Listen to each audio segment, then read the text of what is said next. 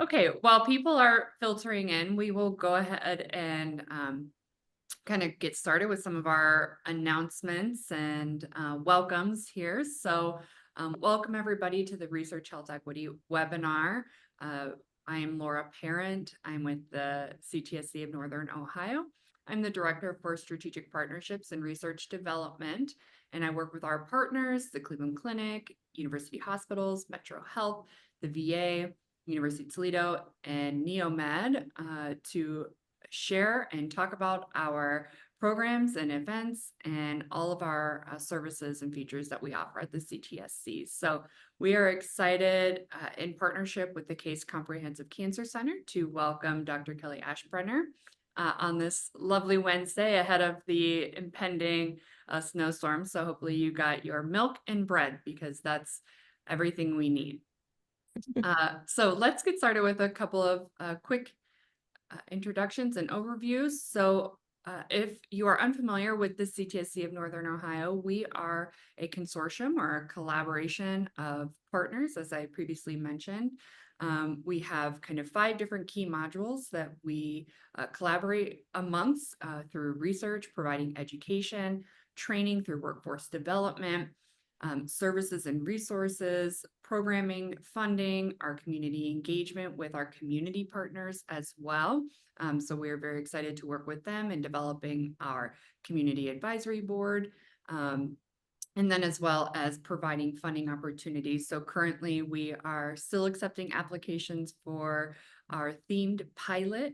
This is a funding opportunity, and the focus this year is on integrative medicine. So if you are interested in that, we've got more information to share later. And then as well as health informatics is one of our additional modules that we've been working with and hosting our first ever multi-institution datathon this weekend. So we are very excited to partner with Epic Cosmos on that. So lots of opportunities and areas to get involved with the CTSC. So we hope you will take advantage of that. And I will have a link for more information and further events. But 2 big events that are coming up that I'd love to share with you quite briefly. Next Thursday, December 12th, we are hosting our Science Cafe. This is a monthly webinar that we host. And the next topic will be dissemination and implementation. So hopefully of interest to those in attendance today. We've got some panelists from the Cleveland Clinic that will be hosting that. And then in January, when we come back, to put this on your radar right now, is our research participant recruitment session. With Jerry Trabeau, who has been recently hired at the CTSC. So we're excited to host that. And we've got opportunities to register for those free sessions as well. So those are once monthly via Zoom. Then I want to pass it off to our partners in crime here today from the Case Comprehensive Cancer Center. So Anissa, take it away. Can you hear me? Yep. Okay. Good afternoon, everyone. My name is Anissa Davis Carruthers, and I am the Director of Diversity, Equity, and Inclusion at the Case Comprehensive Cancer Center here at Case Western Reserve University. And this just gives you a quick overview of what the Case Comprehensive Cancer Center is all about if you have not heard of it. But we are a comprehensive cancer center designated by the NCI.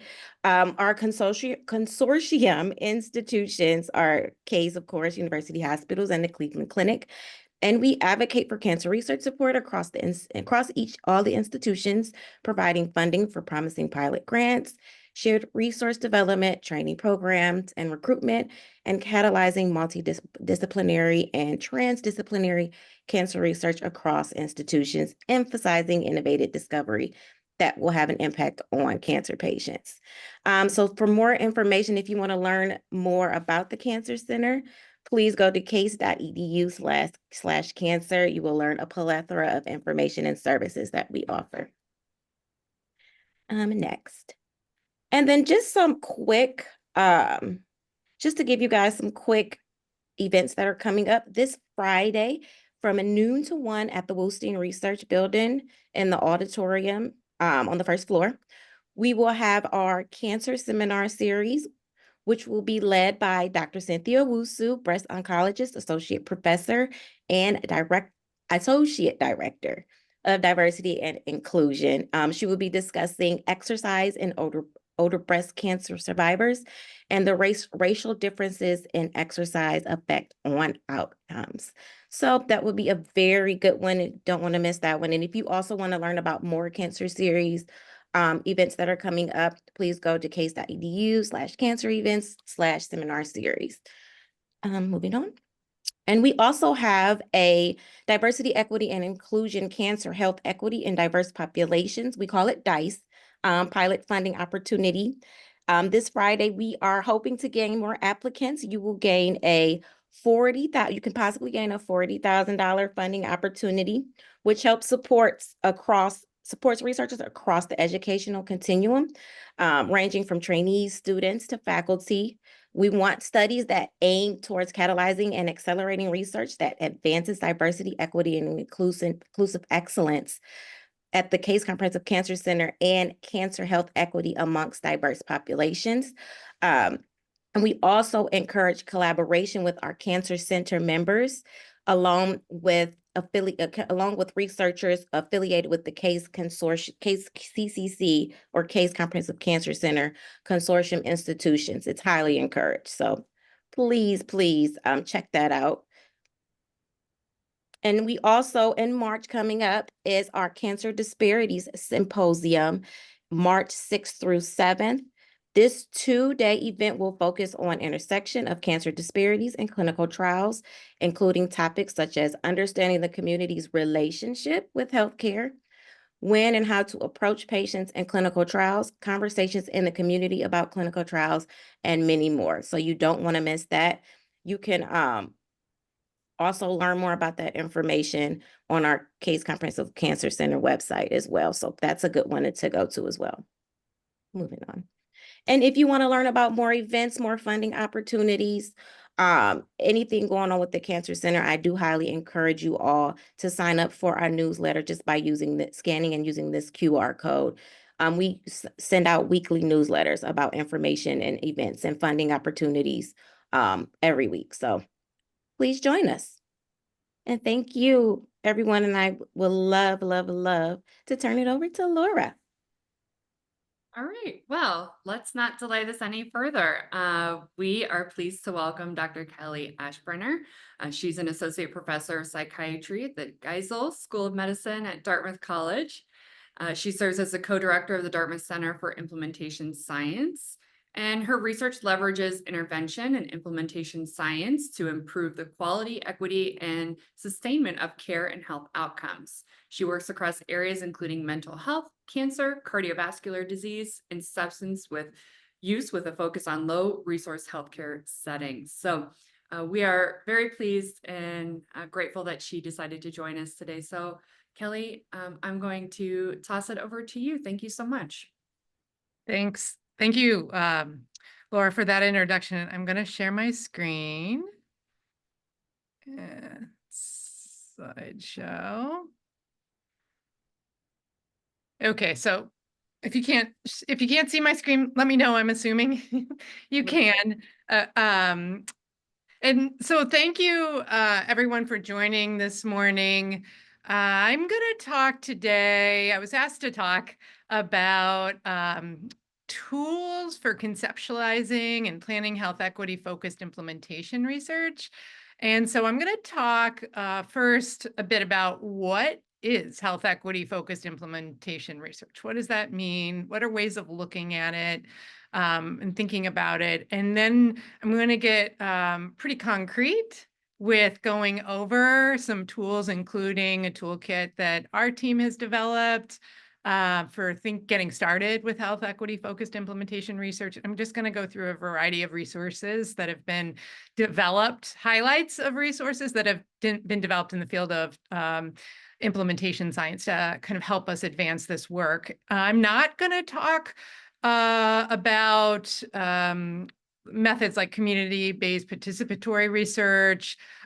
This presentation is really assumes that it's geared towards investigators and study teams, and it assumes you would have, of course, your partners involved in the decision-making about the methods and measures and approaches you're using in the work that you do. And so I want to just orient you to why I am here talking to you about health equity focused implementation science and how I got started in the having my work take this focus. And I have a variety of different professional training experiences that have been in social welfare, social service administration, and my research training has been in health services research and implementation science. And the research that I have been engaged in that has been funded through federally funded and state funded contracts has been done in resource constrained, publicly funded behavioral health organizations and also federally qualified health centers. So my work is kind of naturally focused on, I would say, health equity within implementation research, but I also had really early experiences, probably starting in first grade and thinking about, although I didn't call it health equity then, but certainly thinking about the intersection of social justice and health. My mom was going through nursing school when I was in kindergarten, and in first grade, she had her first nursing job in St. Louis, the city of St. Louis at Barnes Jewish Hospital, working in the emergency department as a nurse. And she worked overnight shifts, and my dad and I it's really exciting. On the weekends, we would get to go there and pick her up at 7 a.m. and we'd go out for pancake breakfast after a nursing shift. And she taught us a lot about the importance of structural factors, the conditions in which people live, the people who are around them, the things that influence the health problems she saw in the emergency department, the injuries she saw, and just really instilled in us I think, sense an appreciation of how larger social structural issues are impacting people's health. And I think that's just a big part of my inspiration long ago for pursuing career and work focused in this area. And so with that, I want to acknowledge, so one of the main tools I'll be talking about with you today is this toolkit that helps implementation scientists get started with health equity focused implementation research that was sponsored by the National Cancer Institute and was work done by my collaborators you see here across 7 funded centers in implementation science and cancer control. So I'm going to talk just to do a bit of level setting, just briefly, like what is implementation science? What are we seeking to do with that work in terms of bridging this research to practice gap? And then where does health equity fit in? And especially thinking about some of the unintended consequences of the work we do in implementation science that can have an impact on health equity and how we look out for that and how we try to address it in our work. And then just some more formal introduction to how the field of implementation science, sort of how health equity in implementation science is operationalized and the work being done in that area. And that will, throughout, I'll show you some practical strategies and resources that may be helpful in your own work or as you're thinking about doing this type of work. So in implementation science, we're trying to address this known research to practice gap. So the problem is that there may be evidence for an intervention, a practice, a policy, either to do something or to take something out of care. But there's a gap between what we know and what we can do in care. And there are many reasons for this gap. And broadly, the field of implementation scientists, what we do is try to, in many ways, close this gap. And when I talk about evidence-based interventions or practices, you can imagine that being a variety of different things. So it might be a psychotherapy, an evidence-based psychotherapy that you're really trying to have adopted and scaled and reaching the people that need it. It might be a dietary or lifestyle intervention, might be a pharmacological intervention. It might be a new approach to team-based care or some type of way of optimizing the way teams function in healthcare. And so the formal definition of implementation science, this is a definition from the very first publication from our flagship journal, Implementation Science, where the definition is implementation science is a scientific study of methods to promote the systematic uptake of research findings and other evidence-based practices into routine practice, and hence to improve the quality and effectiveness of health services and care. And this is the Proctor model of how implementation works. If you're doing work in implementation science, this may be really familiar to you. It's one of the kind of foundational ways, approaches for conceptualizing our work, where you can see here that the implementation strategies, the things we do to implement an evidence-based intervention, are perhaps a de-implementation strategy. Those are really key to getting evidence-based interventions into the people, into the settings who need them. And this is some of the outcomes, the cross-implementation service and client outcomes that we think about when we're doing our implementation research. So implementation strategies, really key. Those are important for how we then implement or de-implement what the evidence-based intervention we're focused on. And then thinking about maybe a little differently than you've seen if you're very familiar with effectiveness studies or efficacy studies, where it's a very patient-focused outcome or person-focused outcome. In implementation science, we want to also ask questions about things like fidelity, adoption, sustainability, uptake, costs. We're expanding to focus on what are these implementation outcomes we're interested in. And so just to give you a sense of when we say implementation strategies, what does that mean? What could that be? So this is, there's a really nice paper by Waltz et al. In 2015, where they took a previous paper that had about, it was like many, over 60 different discrete implementation strategies in it, and then put those into these 9 domains to help us think about what implementation strategies are. You can refer to these papers on the bottom if you want more specific information about implementation strategies, but you can think of them broadly as falling into domains, including things like using financial strategies, trying to train and support clinicians to do something differently. Maybe you're focused on the infrastructure at an organizational level that needs to be changed to implement or de-implement. Maybe it's developing stakeholder interrelationships. Maybe a network needs to be built that would support implementation. So a variety of strategies that we're trying to, or using, we're testing, we're adapting to then implement our evidence-based intervention. So one of the challenges that we work on when we work on health equity focused implementation science is that even as we're closing this knowledge to practice gap, so even as we're saying we're evaluating these implementation strategies, we're saying, wow, it looks like there was more adoption. We see the data shows us we have greater penetration. There's greater reach of these interventions.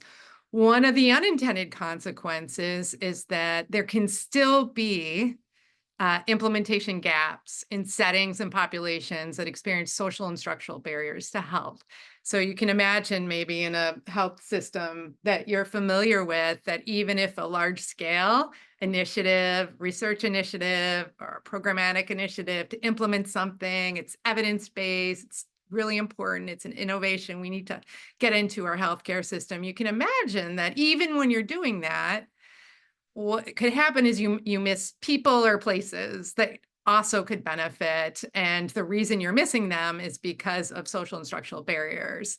And so it's really important that when we do the work of implementation science, that we're not widening the gap that we're trying to close, and especially with respect to disparities. And so it's the methodologies we're using in health equity focused implementation are really kind of thinking about this problem and about these unintended consequences of our implementation.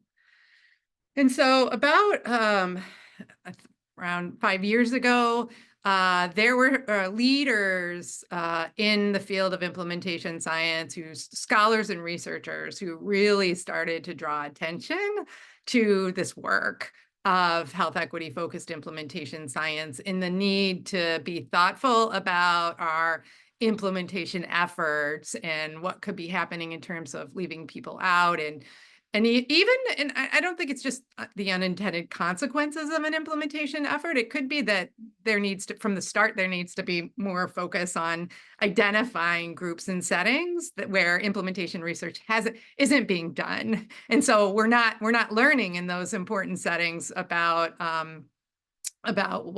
how to implement and adapt evidence-based interventions. So there was a lot. These are some papers if you're interested in this work. I gave Laura my slide set earlier on.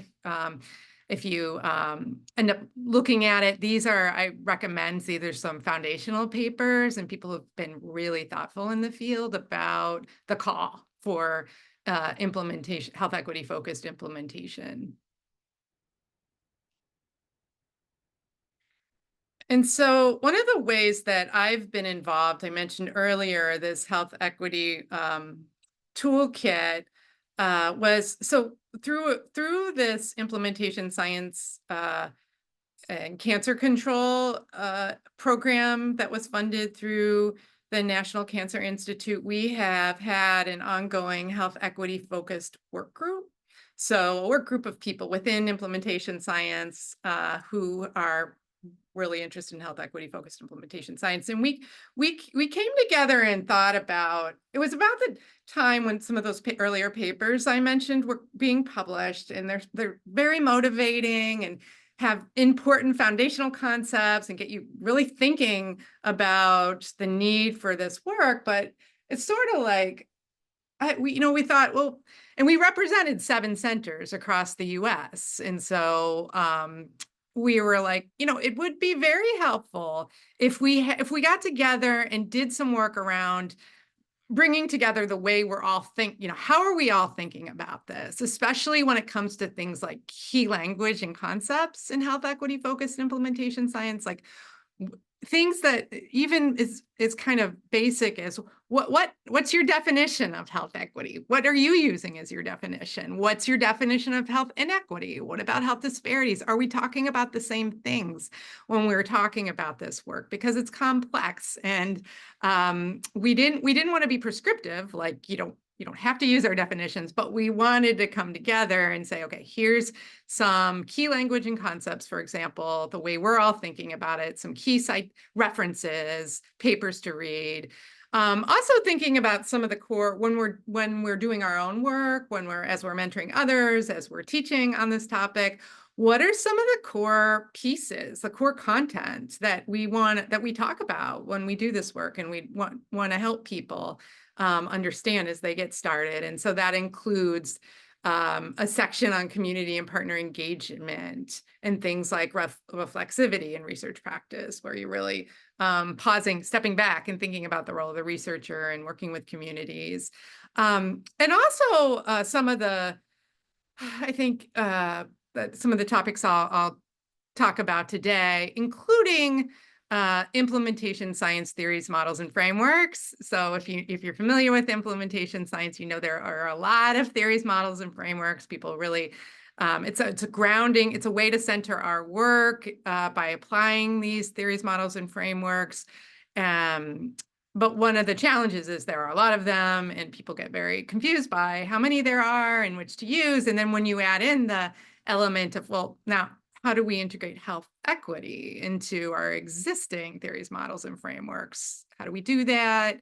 do we need new ones and so forth? And so we also came together with some, with our thinking, how we approach that, and some guidance for integrating health equity into theories, models, and frameworks. There's also a section on measurement and evaluation and thinking about data collection and analysis and implementation study approaches. So I'll go over some of these sections with you this morning. And so this toolkit really built upon an earlier work by another group through the Consortium for Cancer Implementation Science that had done some really great work creating a bibliography and resources for advancing health equity. So if you're interested, I would encourage you to take a look at that resource as well, and to give you some kind of direction around some key papers that you may be interested in that sort of relate then to this toolkit that we developed. So in terms of key language and concepts, I'm just going to go over these three constructs. And before I do, just say you may have a different way of talking about these concepts, and that is perfectly fine and important and so forth. This is the way that I've been thinking about these key language and concepts, and the way that it's presented in our toolkit. So in terms of health equity, we think of that as the absence of avoidable, unfair, or remedial differences in health among population groups that are defined socially, economically, demographically, or geographically. So I think about this as like our goal when we're doing this work is to advance health equity. Like that's the goal. We're trying to advance health equity. But how do you advance health equity? How do you know if you're doing that? What does that mean? What does that look like in a study? And so one thing that's been helpful to me, and something I've learned, a way of looking at this, I've learned from my colleagues, is, well, most of the time when we're working towards the goal to advance health equity, we're working on the inequities. So we're trying to address the inequities in our research, and we've identified inequities that are differences in health that are avoidable, unnecessarily, and unjust. So we can identify that, those are caused by social conditions. So they're health differences or differences in healthcare access, and they're unjust, avoidable, and necessary. And so as we're working towards advancing health equity, we're probably mainly focused on addressing these inequities in our research. And then in terms of health disparities, that's really when you have a known differences in health outcomes between groups. But again, these are often beyond an individual's control and caused by these health inequities, so these social structural conditions that are creating these health disparities that are these known differences in outcomes. And the focus is on, with the health disparity, differences in health between groups. And it's often viewed as a metric. So you're measuring these differences, and you're measuring whether you're closing the gap on these differences with your research, your implementation research towards the goal of health equity. And so a formal definition of health equity focused implementation science is that when equity components, so really important here is this idea of explicit attention to the culture, history, values, assets, and needs of the community are integrated into our principles, strategies, frameworks, and tools of implementation science. So I'm going to show you how how that integration is done. And that's really key. It's explicit attention. It's integrated into the way we approach our research, including our frameworks and tools.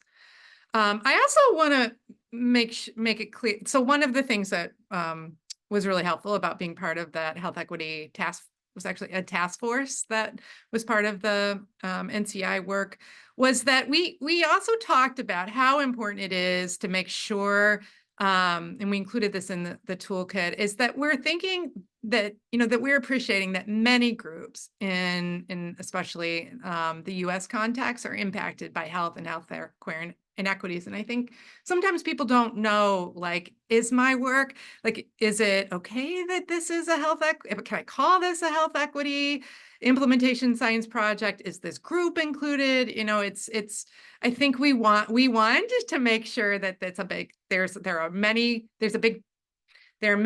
groups that are impacted, unfortunately, by these avoidable, unfair, and unjust differences in health. And so you can see a list of them there. In New Hampshire, we do work on, my team, we're doing work on mental health, rural. So inequities in mental health, or mental health equity focused on a rural context, which is really important. Okay, so getting a little more concrete about how you might approach health equity focused implementation science. So I think from the start, one thing that's really helpful to think about is just, what is the inequity that you and your community partners want to identify? Are you trying to identify an inequity, a difference in health or healthcare access that's due to these unavoidable, unjust social conditions or factors? Are you trying to identify something? Are you trying to understand something? And/or are you trying to address something? You know, what is it? Being really clear and specific about what it is you're trying to understand, identify, understand, or address. And then thinking about what level are the inequities experienced. So we I think tend to talk a lot about inequities experienced at the patient level, but it may be that there's a intersection, that it's more complex than an inequity at a patient level. Maybe one of the problems is the patient's being seen in a clinic where there are inequities in terms of resources at that clinic level that then impact the care that's delivered to the patient. So is it also because this clinic is embedded in a community where these social structural conditions make it difficult to provide evidence-based care? So also thinking, as you're developing a research question, you know, what, and it may be that it is all of these levels, but you're really only in your project and with your funding equipped to address or really deeply understand one of the levels, and that's fine. I think it's important then just to acknowledge what the other levels may be part of the story, and that maybe in your future research you'll be looking into. But it's just thinking about the levels.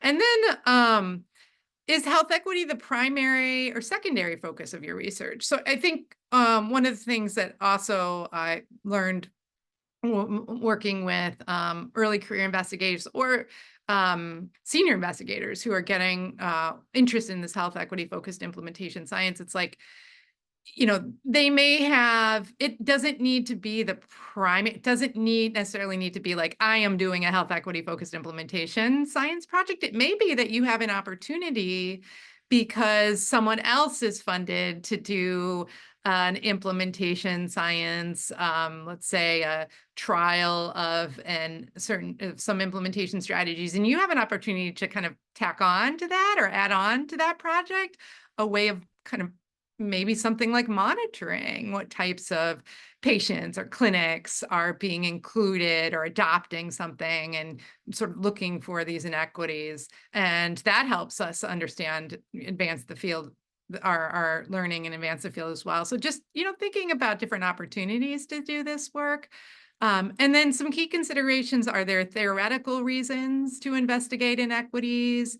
How might the context influence inequities, and what's already known about the inequity? And what gap in knowledge and practice are you gonna address with this work?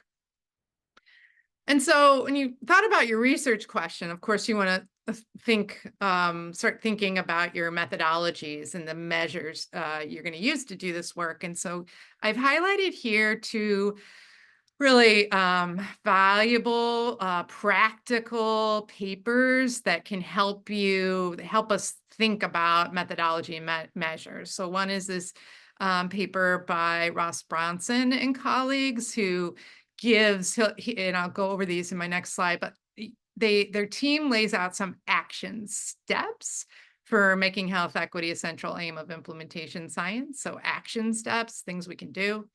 And then this other paper by McNulty and colleagues that is I think, a helpful paper for thinking about your method paradigms to advance health equities. So thinking about different trial designs, measurement metrics, and implementation strategies. And I'll go over briefly at both of these, some of the core content from these papers, but I highly recommend looking at these if you're interested in kind of digging into methods and measures for this work.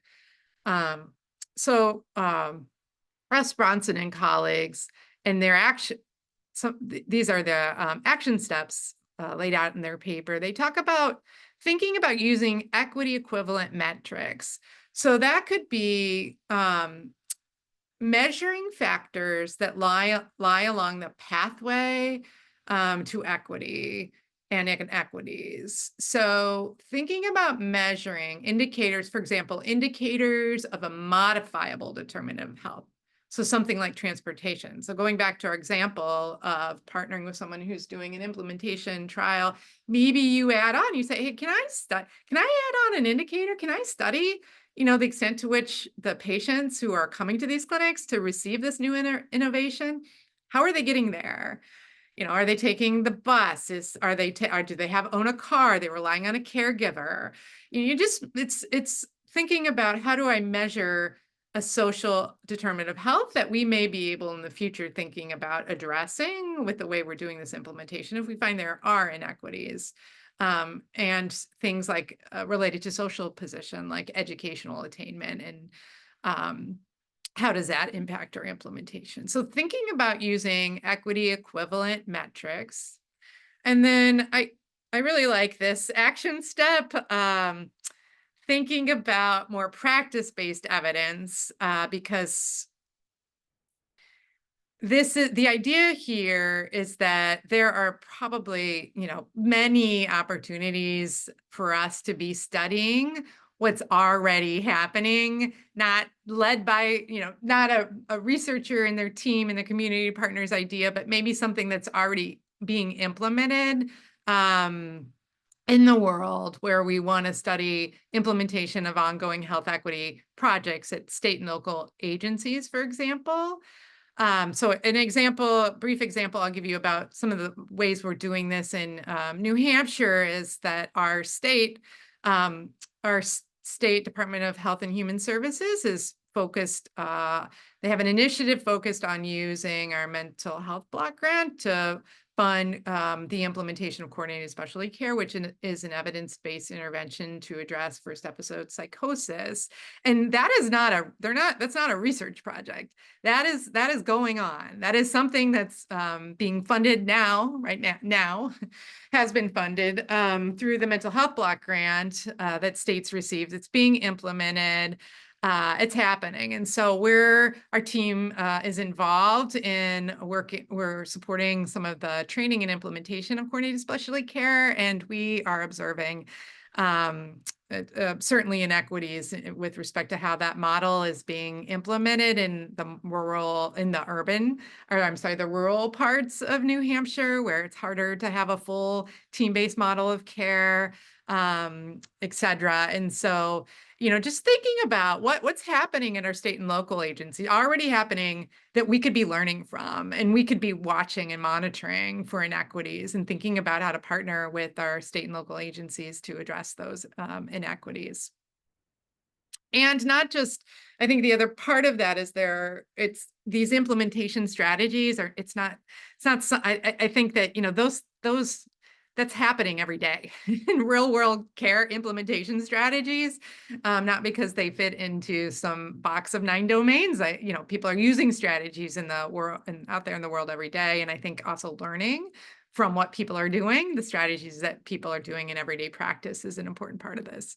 And then identifying gaps among so this relates to our theories, models, and frameworks. So identifying gaps among existing models to guide model improvement. So the degree to which social determinants are represented in our theories, models, and frameworks, whether core equity constructs could be identified in those models, And then designing and tailoring strategies.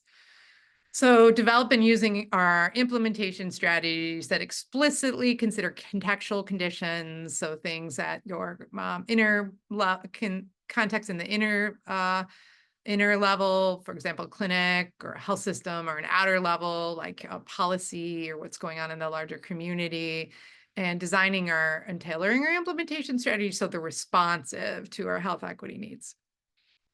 Okay, and so the second paper by McNulty and colleagues talks about these 3 paradigms for approaching health equity and implementation science, including using existing data, so making efficient use of our epidemiologic and simulation modeling.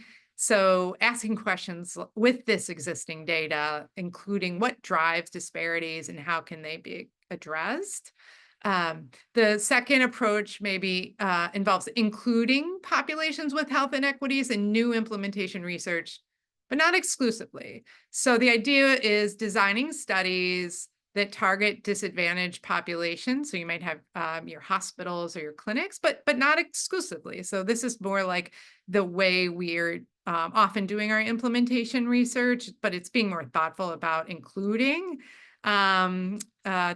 units that target disadvantaged population. But I think an interesting part about this recommendation is that it should be in a proportion representative of a degree of health disparities. So I think what this means is, often at the end of at the end of our implementation studies, we may build a table that describes the organizational characteristics. What were the organizations that participated?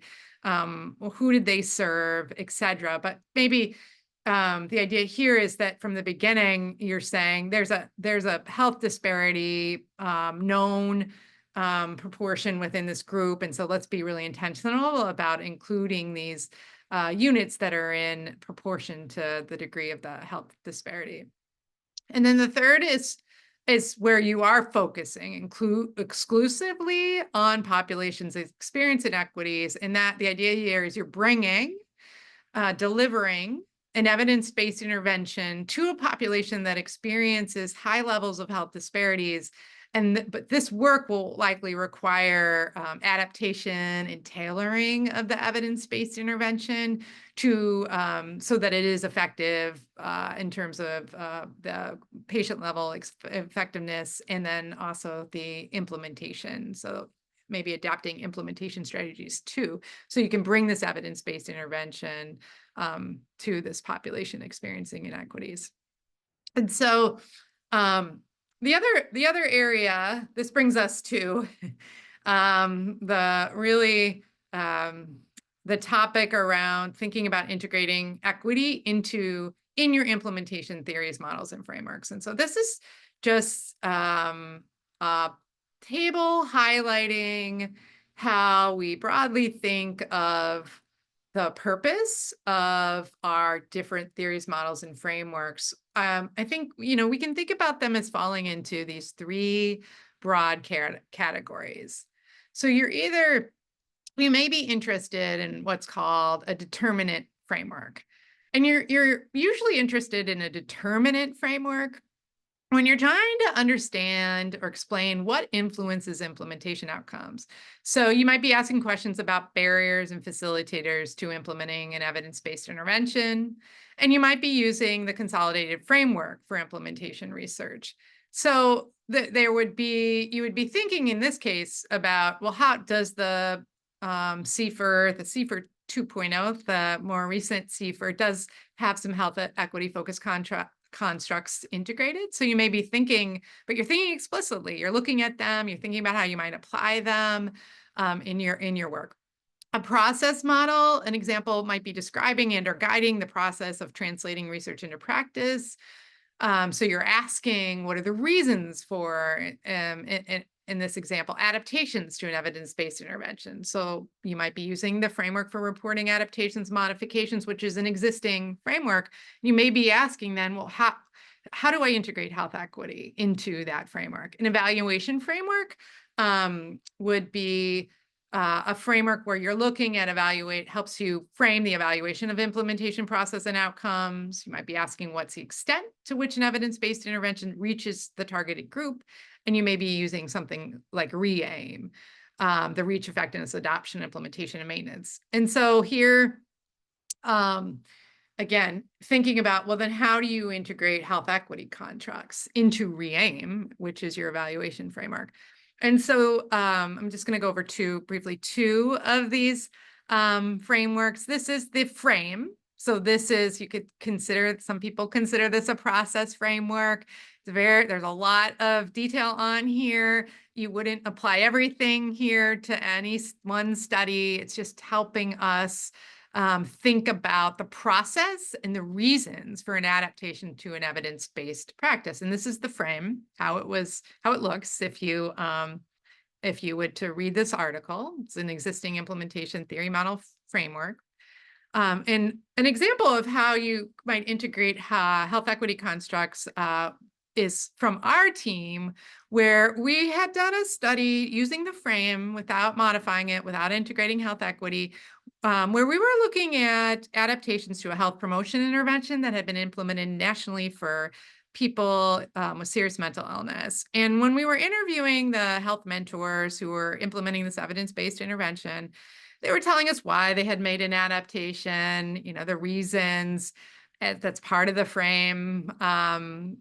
And it just occurred to us that a lot of these reasons were related to social determinants of health. And as we analyzed the qualitative data, we found that a lack of reliable transportation cost and mental illness stigma were barriers for clients who were using the intervention, which involved going to a fitness facility to exercise.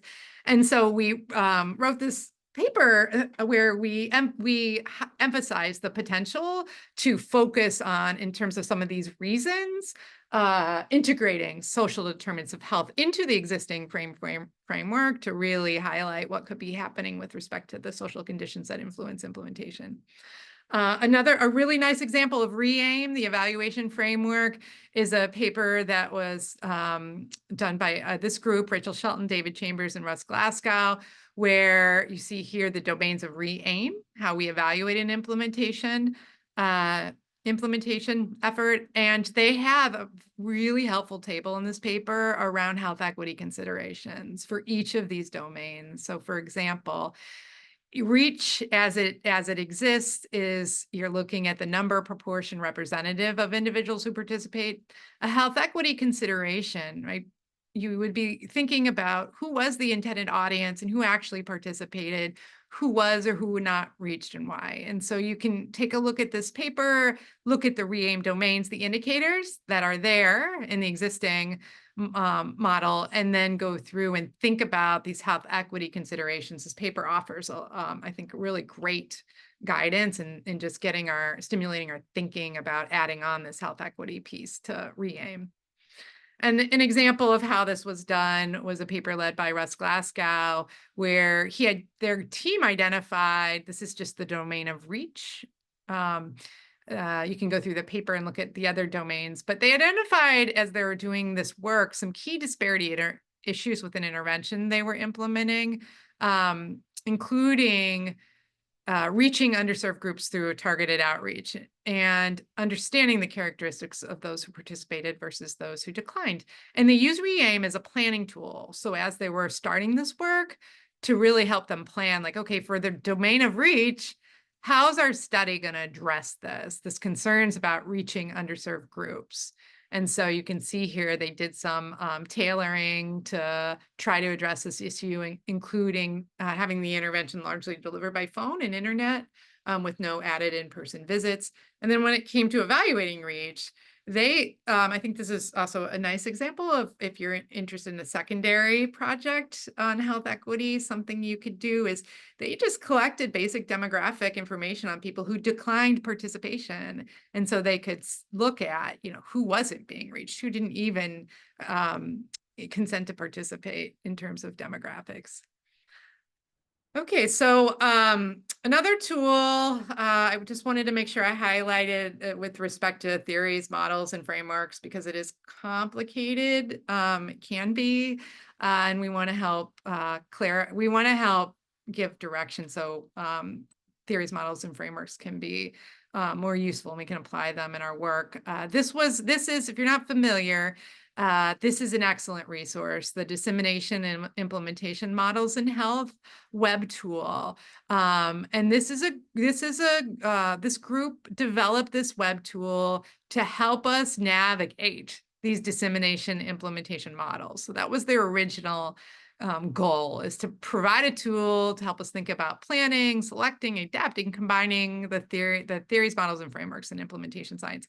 And then they did this additional work through special topics. So if you go to this website, click on the special topics if you're interested to learn more about health equity in how you might integrate it into or selecting a health equity relevant theory, model, and framework. So an excellent resource. I think this was released last summer, the special topics that just helps you sort through health equity within our theories, models, and frameworks. Okay, so to summarize what we've gone through today is we've talked about this research to practice gap that we're trying with our work in implementation science to address. Our concern that there may be unintended consequences or impacts on health equity, even when we're doing our implementation work, and we need to be mindful of that and have ways of monitoring, measuring, and addressing these unintended consequences. And that the idea that health equity focused implementation science is really thinking about having an explicit attention to health equity within our implementation science, and then thinking about our approaches to this work, including the way or methodologies we're using, what we're measuring, and especially how, when we're using an implementation science theory, model, and framework, whether it's the determinants model or your process of implementation or your evaluation of implementation, how are we thinking about integrating a focus on health equity? And tools that might help us get started include the toolkit that our group has developed, and additional tools, including many of the papers with clear action steps and directions for doing this work that I have highlighted in this talk, and then the D&I models web tools that the groups from University of Colorado, Washington University in St. Louis, and UCSD have spent years developing for our field. And I also I want to give a plug for our Dartmouth Center for Implementation Science. You are welcome to join our fundamentals on the month. We have these fundamentals of implementation science on the second Wednesday of the month. We want a big audience, and even if you sign up, so if you sign up to receive the information, you can join. You don't have to join every seminar. Maybe there's a topic that really is of interest to you. You can reach us at implementationscience@dartmouth.edu, and we are launching next year a new master's degree, MS in implementation science. It's going to be 100% online. If that is something you're interested in, there's more information. You can also contact this email or use the QR code to learn more about what we're offering. We have instructors for our courses are national. Many of them are national leaders in implementation science. So it's beyond Dartmouth folks who are going to be teaching these, I think, really wonderful courses in implementation science. So, and then I also, these are some papers as I was preparing these talks that, of course, with our toolkit, there's always more to learn and more coming out. And so as preparing the talk, I came across these papers that may be of interest. And so with that, thank you very much. And I am going to stop. Should I stop sharing my screen? Sure. Okay, thanks. Well, thank you so much, Dr. Aschbrenner. I don't see any questions, but I do have a question for you, maybe that we could ask here in the last couple minutes. you've talked about your research design considerations and, the specificities of the, inequities. Has there been anything that has really struck out to you personally over the years that has either been really quite astonishing or has really, made you dive deeper into your research based on what you have found, either with, community or patients within your clinics? Yeah, well, so my work since 2009 has been focused on the physical health of people with serious mental illness, and it's all been our work. So our team has done this work, and I think what's been really interesting is in that work, it started with randomized controlled trials of a health promotion intervention, integrated into community mental health. So it's like, is it effective to provide a lifestyle intervention that's addressing elevated cardiovascular disease risks of people with schizophrenia, bipolar disorder, and depression? And we had 2 randomized controlled trials showing our intervention was effective. Then we had a NIH-funded statewide implementation study. And then the question became, so what can you implement? Not can you have, a funded RCT, which is challenging, but can you actually implement something that's evidence-based and statewide in your mental health system? And then we had a national NIH funded national study where the question then was around what's an effective implementation strategy for a large scale implementation. And now we have a new, I am leading a new study that's funded by NIMH that's asking the question now about sustainment. And I think in terms of astonishing or illuminating, we're really early on in the study, like 6 months into it. So I'm working with my community partners now to re-engage them in the study. But it's just, we spend so much effort, not just in research, but at our federal and state level to work hard to develop more effective evidence-based programs. And we're doing our research, we're trying to find out ways to implement them. And then on the sustainment end, I'm really interested in this opportunity to document inequities in sustainment. So why, even within a safety net mental health systems, there are inequities, and why would a program be sustained in, you can imagine a certain regions of the country and not others, certain states and not others, under certain funding, certain policies and not others. And so I think that kind of now being in the sustainment phase of that line of research and thinking about the inequities around sustainment, not just implementation, I think is really important. Yeah. Well, it kind of makes me think about the difference between translational research and translational science too, and how you're kind of almost looking to make these these direct actionable items, and fixing almost the process, not the, the research, so to speak, finding, little ways to make concrete changes over time. So, thank you so much for your time. We will be sharing your slides that you've provided to us. So I appreciate you doing that. And of course, the recording will be made available to attendees, those who have registered today. And just last but not least, of course, my internet is now not working, but, of course, become a member of the CTSC to gain access for all of our resources, more events, more webinars like this. And again, just thank you all for taking the time today, and to Dr. Aschbrenner for giving us her words of wisdom. So thank you all. Enjoy your afternoon and stay warm out there. Thank you.